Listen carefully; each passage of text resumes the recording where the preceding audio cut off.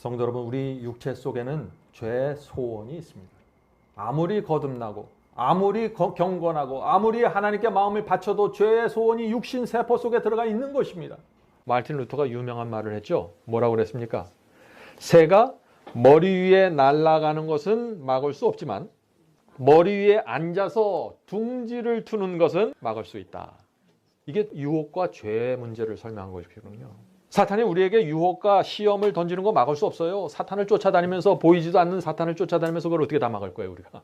그런데 사탄이 던진다고 다 받아주지 말라는 것이에요. 그것을 붙잡고 따라가는 것은 우리가 결정하는 것이기 때문에.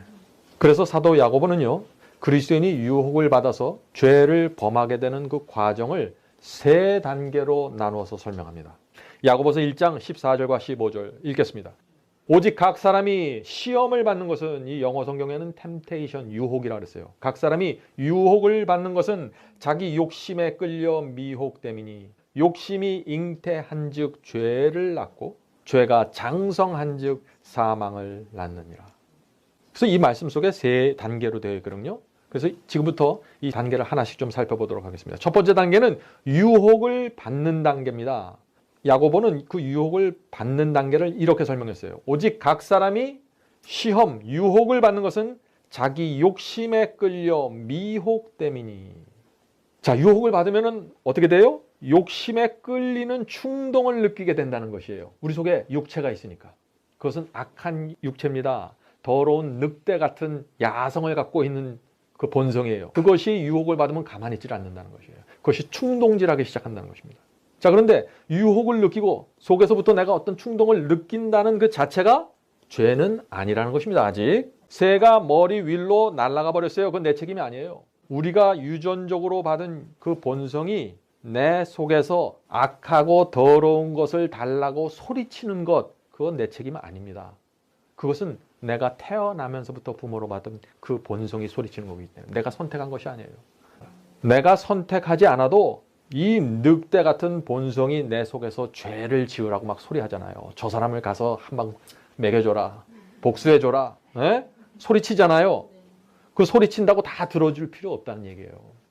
오늘날 많은 사람들이 이런 유혹과 어떤 충동을 느끼게 되면 자꾸 실망을 합니다. 아, 내가 이미 죄를 범했구나. 이런 충동과 이런 느낌과 이것이 올라오는 거 보니까 나는 이미 죄를 범했구나. 난 가망이 없어. 그것은 잘못된 생각이라는 것입니다.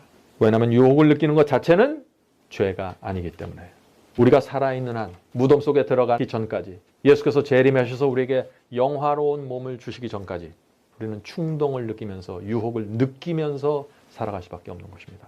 유혹이 와서 내가 어떤 느낌을 갖고 충동을 느끼는 그 첫 번째 순간이 중요한 것이에요. 그래서 유혹을 느끼고 욕심에 내가 지금 끌려간다 하는 것을 인식할 때가 중요한 것입니다. 그 첫 번째 순간이.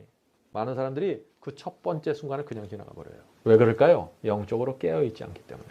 말씀으로 이 양심이 예민해 있질 않아요. 성령의 음성을 들을 준비가 되어 있질 않아요. 전혀 그 마음이. 그래서 유혹이 오는데 유혹인지도 모르고 받아버리고 즐겨버리는 거예요. 첫 번째 순간을 놓쳐버리는 거예요. 우리가 절박한 심정으로 그 첫 번째 유혹의 느낌을 갖는 순간 주님께 매달려야 된다는 것입니다. 절박한 심령으로 하늘에 계신 그리스도께 나가 주여 저를 도와주시옵소서. 사탄이 지금 우는 사자처럼 저를 삼키려고 합니다. 유혹을 느낄 때 이런 기도를 하는 사람은 유혹에 안 넘어가요. 이렇게 절박하지 않아요, 우리의 기도가. 어떤 사람에 대해서 미워하는 느낌이 올라오는 순간 이런 기도를 드리는 사람이 몇 명이나 될까요?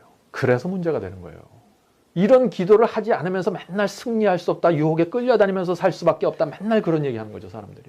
자, 두 번째 단계는 욕심을 마음에 품기로 결정하는 단계입니다. 자, 그 말씀이 어떻게 되어 있죠? 욕심이 잉태한즉 죄를 낳고. 자, 아기가 나오려면은 어떻게 돼요? 먼저 잉태하는 과정이 있잖아요, 엄마 뱃속에. 지금 잉태라는 표현은 뭐예요? 아기를 낳는 표현 아니에요? 그래서 죄가 나오려면은 먼저 내가 어떻게 해요? 유혹을 마음에 품고 의도적으로 욕심을 마음에 품고 붙잡고 잉태하는 과정이 있어야 된다는 것입니다. 이 죄라는 것은요, 나도 모르게 하는 실수가 아니에요. 내가 나도 모르게 뒷검질하다가 남의 발을 밟아서 그 사람의 발가락이 부러졌다. 이거 굉장히 잘못된 거죠. 그러나 성경적으로 볼 때 그것을 죄라고 부를 수 있고 그 죄 때문에 네가 지옥의 정죄를 받아서 지옥을 갈 것이다. 그렇게 말할 수 없다는 것입니다. 내가 모르고 실수를 한 것이기 때문에. 그러므로 유혹을 느끼고 충동을 우리가 느끼는 그런 순간이 오면은요, 욕심이 잉태되지 않도록 기도해야 돼요. 유혹을 즐기는 순간 잉태가 돼요. 유혹을 즐기면은 죄가 이루어지는 것입니다. 거기서. 많은 사람들이 유혹이 오면 어떻게 됩니까? 그걸 자꾸 만지작거리고 장난쳐요. 유혹이 올 때 결정적으로 아주 칼처럼 내리치는 그런 신앙이 없는 거예요. 그래서 무너지는 거예요. 그래서. 자, 시험을 받고 육체가 지금 꿈틀거리고 충동이 올라오려고 합니다. 우리가 그것을 어떻게 해야 되는가? 그것을요, 뭐 행동으로 옮겨야만 죄가 되는 게 아니에요. 그 충동을 내 마음속에 품고 그것을 즐기고 그것을 선택하고 붙잡고 있으면 바로 거기서 죄가 시작되는 것이에요. 그게 바로 예수께서 하신 말씀의 의미입니다. 마태복음 5장 28절이죠. 너에게 이르노니 여자를 보고 음욕을 품는 자마다 마음에 이미 간음하였느니라. 여자를 보는 것이 죄가 아니에요. 육체에서 올라오는 그 음욕을 품기로 결정했으니까 죄가 된다고 말씀하시는 거 아니에요. 네? 우연히 목욕하는 밧세바를 다윗이 봤습니다. 그것 자체가 죄가 아니에요. 다윗이 그냥 자기도 모르게 지붕 위에 올라가서 사방을 둘러다보고 있는데 그 장면이 눈에 들어와 버렸어요. 죄가 아닙니다. 다윗이 망원경을 가지고 올라가서 일부러 거기다 대고 들여다보면 그게 죄라는 거예요. 분명하잖아요. 유혹과 죄가. 음욕을 품고 계획하고 움직이는 것. 사탄의 유혹을 받고 육체의 정욕과 욕심을 품기로 결정하잖아요. 이렇게 해서 죄로 들어가면 심한 자책감에 빠집니다. 그런 사람들은 그 죄에서 빠져나오는데 시간이 걸려요. 왜? 자기가 결정했기 때문에. 자기가 그것을 유혹인지 알면서 받아버렸기 때문에. 그것을 즐겼기 때문에. 도무지 감당할 수 없는 죄책감이 몰려오게 됩니다.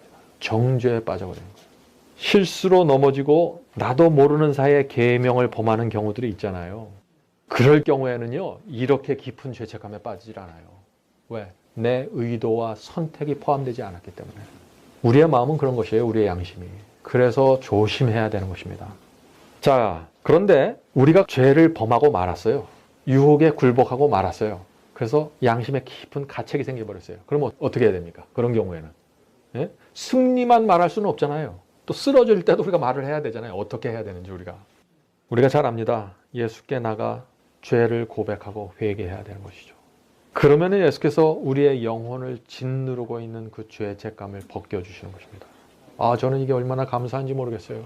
예수님이 계시지 않았다면 누가 이 자책감을 우리로부터 벗어줄 거예요. 예수께서는 내 죄가 사함을 받았다고 선언해 주십니다. 우리가 죄를 고백하고 회개할 때 말이죠. 그러므로 우리가 죄를 용서하시는 주님의 사랑을 추호도 의심하지 말아야 됩니다. 어떤 사람들은 그렇게 죄책감을 느끼고 자꾸 정죄받는 느낌을 내가 느껴야만 내가 정직한 그리스도인이라고 생각하는 사람들이 있어요. 그거 그렇지 않습니다. 전혀 그것은 주님의 뜻이 아닙니다. 십자가를 무용지물로 만들어버린 거예요. 그거는. 그리스도께서 십자가에서 왜 피를 흘리셨습니까? 우리가 죄를 범했을 때 그것을 용서해주고 속량해주기 위해서 하신 거잖아요. 근데 우리가 나는 정직해, 난 양심대로 해야 돼. 그러면서 주님께 나가서 고백하지 않고 용서받지 못하면 어떻게 돼요? 그건 십자가를 무의미하게 만드는 것이죠. 자, 이제 세 번째 단계로 넘어가겠습니다. 자, 유혹이 왔습니다. 충동이 생겼어요. 근데 그 충동을 붙잡고 잉태했습니다. 죄가 됐습니다. 그러면 어떻게 될까요? 그 세 번째 단계로 넘어간다는 것입니다. 세 번째 단계는 죄가 성장하는 단계입니다. 자, 이 말씀에 있죠? 죄가 성장한 즉 사망을 낳느니라.